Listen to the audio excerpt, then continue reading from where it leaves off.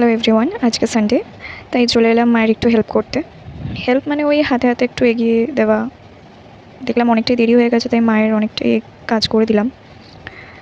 আমাদের যেহেতু কাজের কেউ নেই, তো আমি আর মাই করি। আমার অফিসের কাজ শেষ হয়ে গেলে তো একটু হাতে হাতে মায়ের কাজ করে দিই। ওয়ার্ক ফ্রম হোম এটাই সুবিধা। তো আজকে সানডে যেহেতু মায়ের কাছে একটু আবদার করেছিলাম মাটন করতে অল্প করে, তো বাবাকে দিয়ে মা মাটন আনিয়ে দিয়ে গেছে, তো আমি করে নিলাম একটু হাতে হাতে।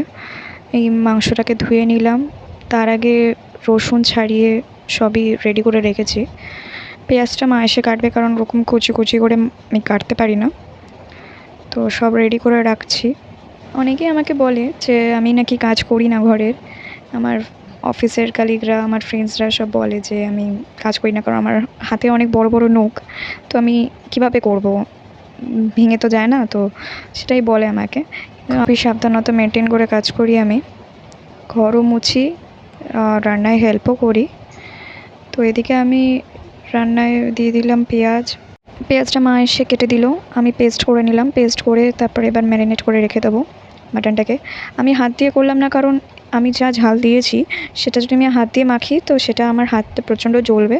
আমরা প্রচুর লঙ্কা খাই, মানে প্রচণ্ড ঝাল ঝাল খাই আমরা। তো তাই জন্য সেটা যদি আমি যদি হাত দিয়ে মাখি তাহলে হাতটা আমার প্রচণ্ড জ্বলবে। তো সব ম্যারিনেট করে রেখে দিয়েছি, ওটা হোক।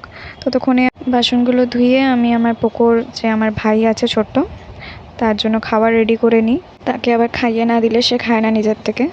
তো চলো তাকে খাওয়াই। Tata, bye bye.